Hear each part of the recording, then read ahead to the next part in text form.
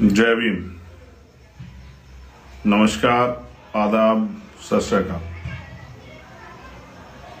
आज का ये विशेष लाइव, जैसा मैंने आपको बताया था,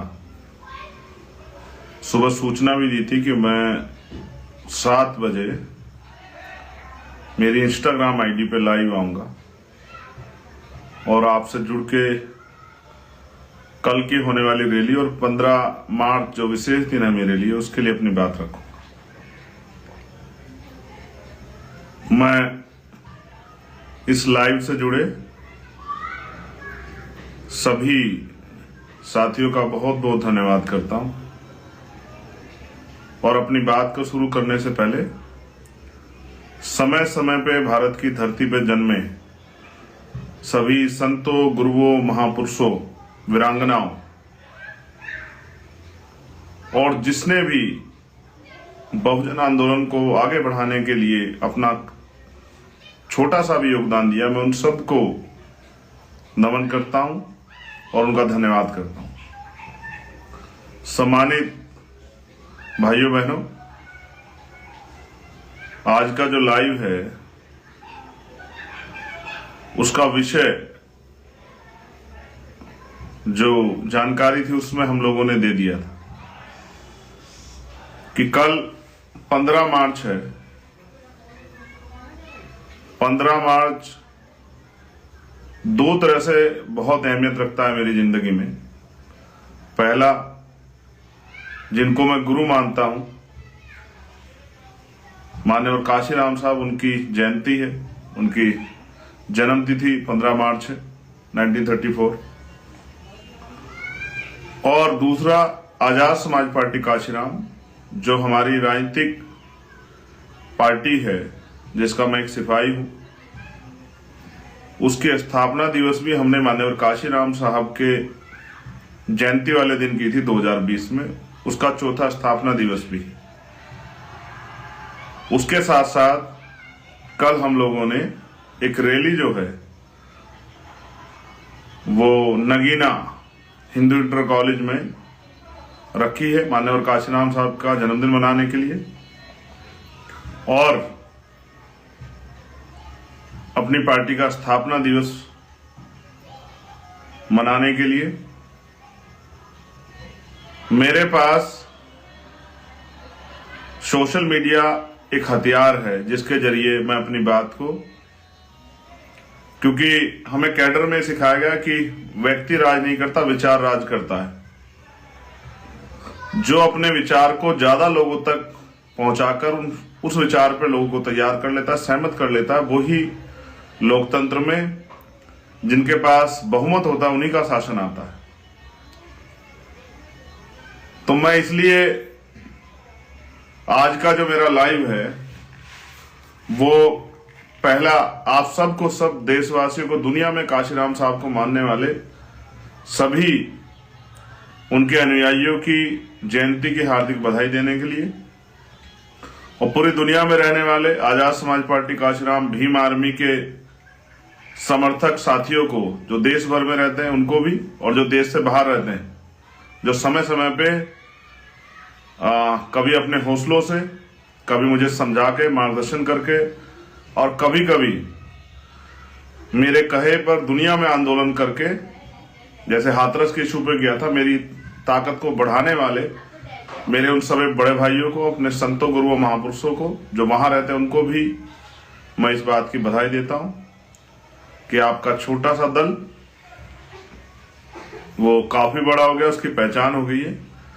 आज देश के सोशल मीडिया हो या मेन स्ट्रीम मीडिया, सब जो हैं आपके दल को पहचानने लगे हैं, आपकी चर्चा होने लगी है। वो अलग बात है कि साजिशों का शिकार हमें हमेशा होना पड़ा है, तो साजिशों के शिकार तो अब भी होंगे, लेकिन उनसे घबराने की जरूरत नहीं। ये साजिशें जो हैं, कोई ऐसा व्यक्ति नहीं जिसके साथ साजिशें नहीं होती, और अगर साजिशों से डर जाएं तो फिर आपके अंदर क्षमता नहीं है। तो बहुत कम समय में आजाद समाज पार्टी में, भीम आर्मी में काम करने वाले सभी साथियों ने, जिन्होंने इस आंदोलन को आगे बढ़ाने का काम किया, जिन्होंने इस आंदोलन को ताकत देने का काम किया, मैं उनका भी आज धन्यवाद करता हूं, क्योंकि आज जो कुछ है हम उन्हीं की वजह से हैं। विशेषकर आजाद समाज पार्टी के साथी जहां जहां इलेक्शन हो चुका है, चाहे वो बिहार के हों, राजस्थान के हों, मध्य प्रदेश के हों या उत्तर प्रदेश के, उन सभी साथियों का, उत्तराखंड के हों, पंजाब के हों, उन सभी का वहां काम करने वाले एक ईमानदार, मेहनती, संघर्षशील सभी साथियों का मैं धन्यवाद करता हूं। और मैं मेरा आज का जो स्पेशल लाइव का जो रीजन है वो उन तक ये खबर पहुंचानी है जो नगीना लोकसभा में हमारे साथी भीम आर्मी आजाद समाज पार्टी जुड़े हुए हैं, जो हमारी भीम आर्मी की बूथ कमेटियां, जिले की टीम, विधानसभा की टीम, सेक्टर की टीम, आजाद समाज पार्टी की जिले की, विधानसभा की, सेक्टर के बूथ कमेटी की जो टीम है, उनके लिए मैंने लाइव किया कि कल के कार्यक्रम को सफल बनाने के लिए आपको अपने छोटे छोटे साधनों का प्रयोग करके समय से रैली स्थल पहुंचना है, क्योंकि माह रमजान का पहला जुमा भी है, उसकी भी जो है रमजान माह के पहले जुमे की भी कल के लिए आपको अभी से बधाई। तो मैंने आपको बताया कि कल जो है रैली स्थल पे आपको 11 बजे तक, लगभग 10:30-11 बजे तक आपको पहुंचना है। कल हम लोग बहुत सारे संकल्प भी लेंगे और आज के दौर में हम लोग किस तरह से कामयाब हो सकते हैं, किस तरह से हमें आगे बढ़ना है, इसके दिशा निर्देश भी देश भर के कार्यकर्ताओं को उस रैली स्थल से दिए जाएंगे। ये संघर्ष है, व्यक्ति एक बार पैदा होता है, एक बार मरता, दुनिया उसको क्यों याद रखे ये उसके ऊपर डिपेंड करता है। इसलिए मैं मानता हूं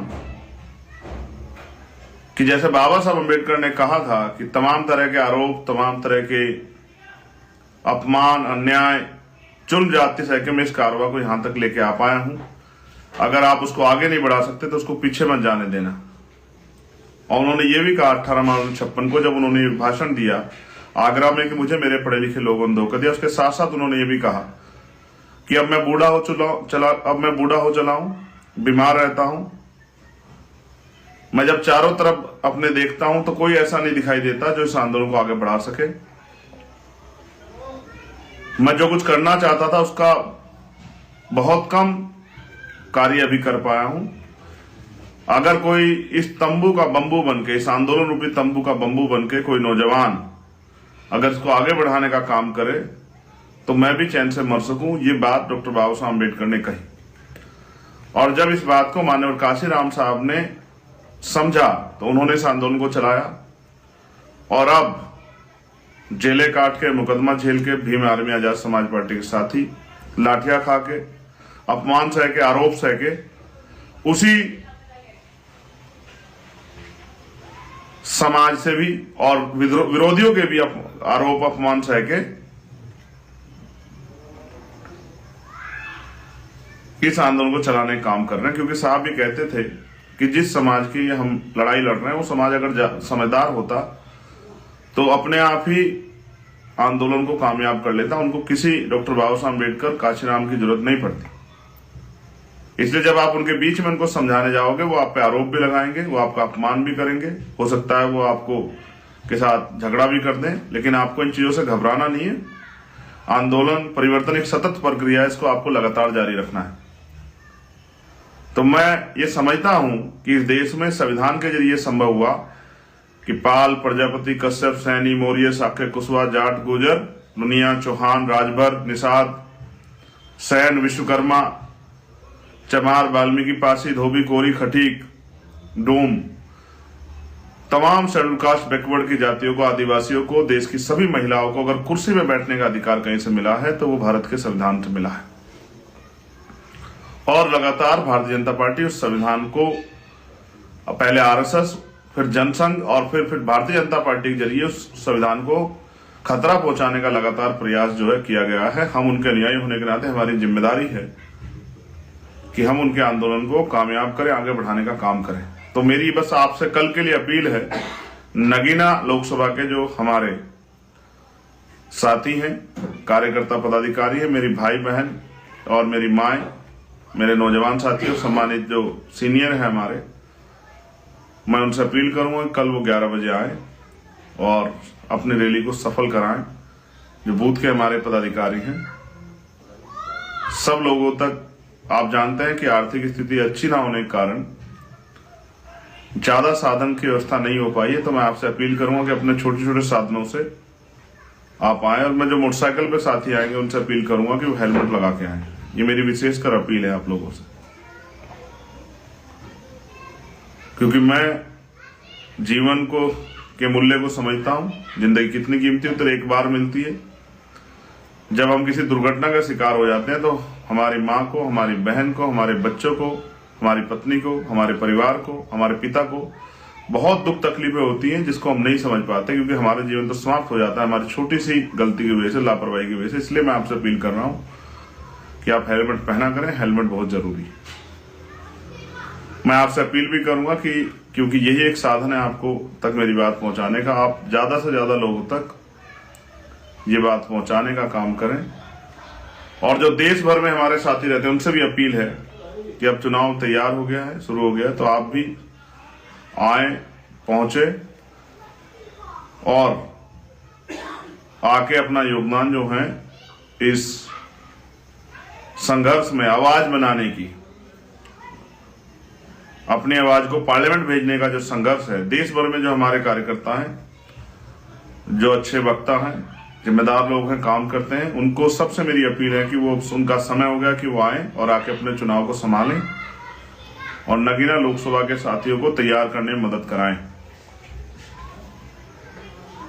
जय भीम, जय भारत, जय संविधान, जय लोकतंत्र, जय विज्ञान। आप जानते हैं 69,000 शिक्षक भर्ती के बच्चे अभी भी सड़कों पर धूल फांक रहे हैं और जुल्म सह रहे हैं, जिनको नौकरी करके अपने परिवारों को आगे बढ़ाना था, जिनको सेवा करनी थी उत्तर प्रदेश की, वो किस तरह से लाठियां खा रहे हैं। ये होता है जब आपकी राजनीतिक आवाज कमजोर होती है, जब आपके नेता कमजोर होते हैं। और फिर सोमेश हत्याकांड जो रामपुर में हुआ या हापुड़ में जो लाठियां पड़ी, वो इस बात का उदाहरण है कि जिस समाज में मजबूत नेता नहीं होता, उस समाज के लोगों को जुल्म जातीय अत्याचार करना पड़ता। अगर आपका नेता मजबूत होता तो शायद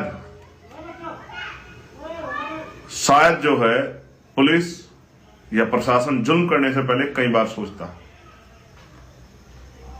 इसलिए धीरे धीरे आपका चंद्रशेखर आजाद, भीम आर्मी आजाद समाज पार्टी अपनी मेहनत से, संघर्ष से आगे बढ़ रही है। वो दिन दूर नहीं कि जब वो ताकतवर होगी और जुल्म करने वाली लाठियों को कलम की ताकत से जवाब देगी।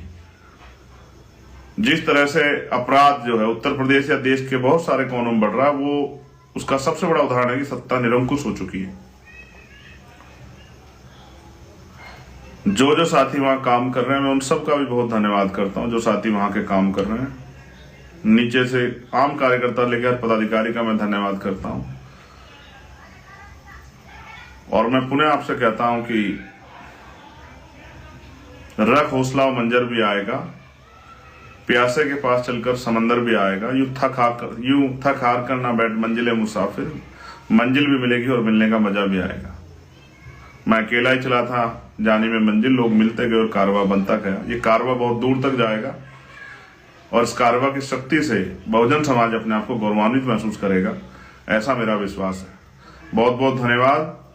जय भीम, जय भारत। आप सबके लिए मंगल कामनाएं। फिर आपसे मुलाकात होगी और नगीना लोकसभा के साथियों से कल रैली स्थल पर मुलाकात होगी। धन्यवाद।